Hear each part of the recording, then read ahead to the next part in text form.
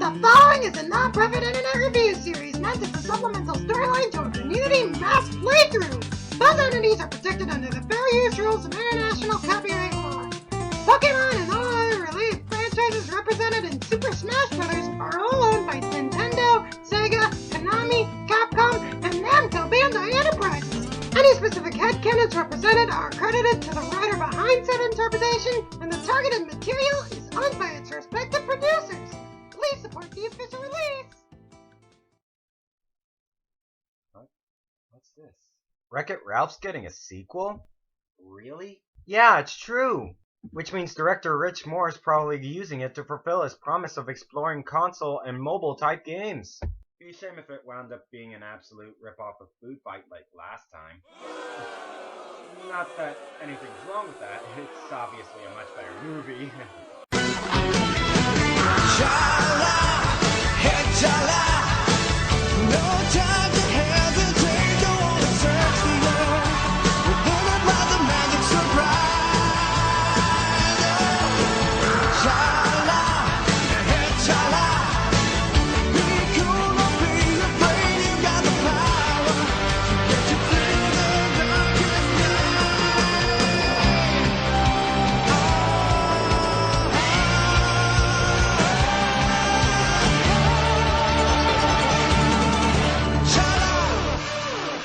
That's the best sounding elevator music I ever heard. Howdy doodly, Sega Tino. Long time no see. I hear you're trying to get the fans back. There's just one small problem. The problem is that you pander to fan brats. You hear what they want, then rush the first draft of said order out the door. We've seen this smag before with plenty of Sega games over the past 20 years. Aliens Colonial Marines! Glitched up to hell and back. The attempted Sonic the Hedgehog reboot from 2006, known by quite a bunch of Sonic fans simply as Sonic Disaster. Hell, even Sonic Adventure, the gold standard for a 3D Sonic game, has been rushed out the door and was cleaned up by Sonic Team of the USA for an international release. Embarrassing Sonic Team for bringing up the fact, and embarrassing me for forcing the theft of one of Black Bond's running jokes. Damage control rushing to the ring! I wonder why I bring this up. Oh, that's right, Sonic Boom's getting a sequel on the 3DS. Aw, no sequel love for Rise of Lyric, the franchise's eldest son for Wii U? What a shame, it had such a high standard of quality and such a brief amount of development time. But don't worry, kids. In exchange for taking your TV show on another go-round on the Arson Express, you get to drink from the fire hose! But not before I drop an idea of mine that needs a reiterating. Ladies and gentlemen of the mob, time to riot loose with a Fandom Arson of Sonic Boom, Episode 5, My Fair Sticksy. Belts up, gang. You're getting some book learning in your diet. We open with Death Clock Pyrotechnics? Do you folks like coffee? No, it turns out to be a meteor shower, which newcomer Styx the Badger has prepared for in her delusional stupor.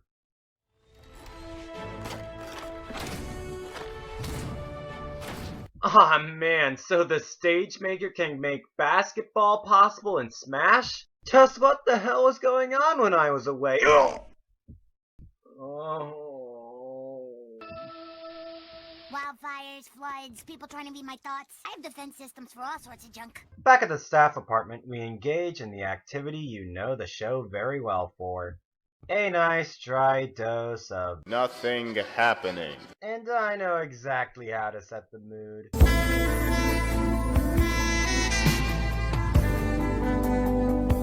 Let's do this, bitch! It turns out Styx has been nominated for the 2015 Sumner Redstone Awards for saving the town, and she can bring her 4 closest friends.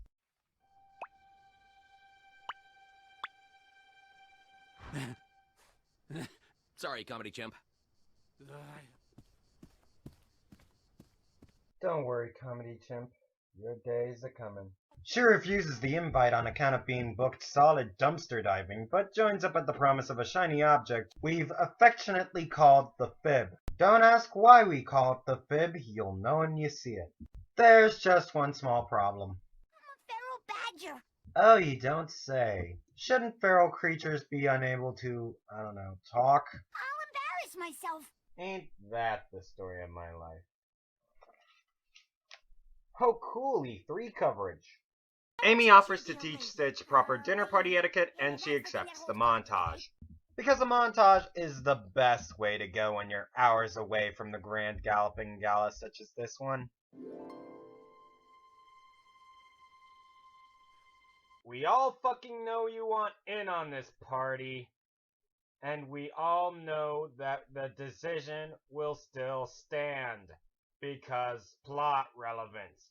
So stop wasting our time and get the hell out. Why do I even bother with you guys? Thank you. From here, it's basically a by-the-book social adjustment montage we've all seen in several Wild Thing Tries to Tame Itself Through Its Friends episodes, and it's as plain as numbers as one might expect. And unlike the boss, I came prepared for something as unentertaining as this. The night of the gala arrives, and Styx is now fully adjusted to a fancy facade, more or less. And you'll never guess who Sonic runs into. 3, 2, 1... Move it, Shellboy. Eggman, how did you... Get nominated? Let's just say I had a loyal base of supporters. Finally, a use for my ballot stuffing robot. The Smash Fighter ballad in a nutshell.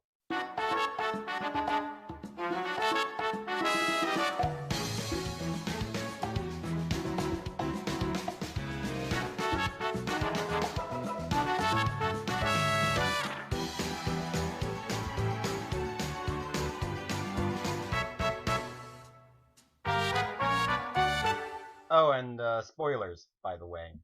As Knuckles engages in some social interactions with the upper crust over the party's lousy food offerings with relative ease, we find that Styx is not having as much luck.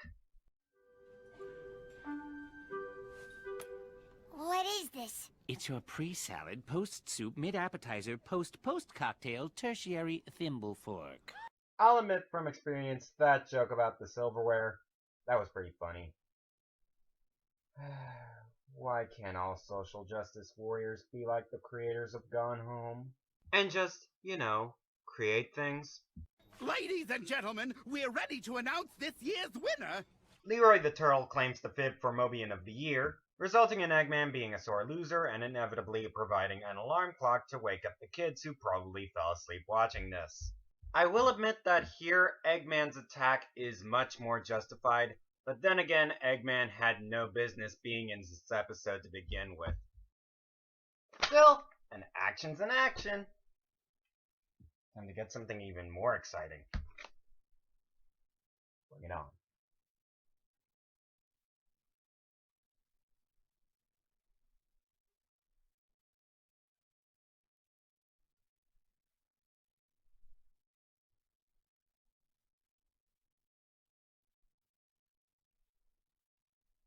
The four engage the incoming minions, and Sonic asks Styx to intervene, but she refuses as it goes against the ritzy code that's been recited in a billion Wild Thing Tames Itself scenarios and will continue to be recited in a billion Wild Thing Tames Itself scenarios more. I'd say this is the perfect allegory for creators accepting executive meddling, but that would imply that there isn't even a sliver of good that can come from accepting executive meddling. And that's adequately plausible, to be honest. Styx stitches the limitations of writs, frees Sonic and the gang with makeshift silverware boomerangs. The former of these two mouthpieces defeats Eggman single-handedly. The end. I'll be back, and next time I'll bring more ballots! More ballots! Well, I'd love to see you try. You literally have no idea how uneventful a Sonic Boom episode can be to review.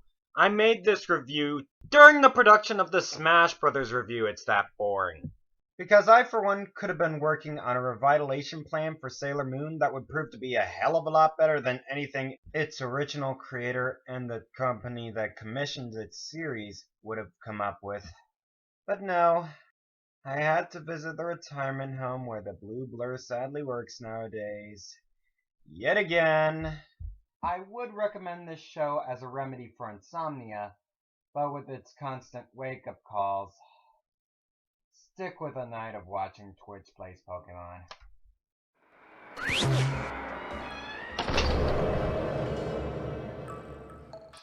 Evil! I'm at Comic-Con! Flash.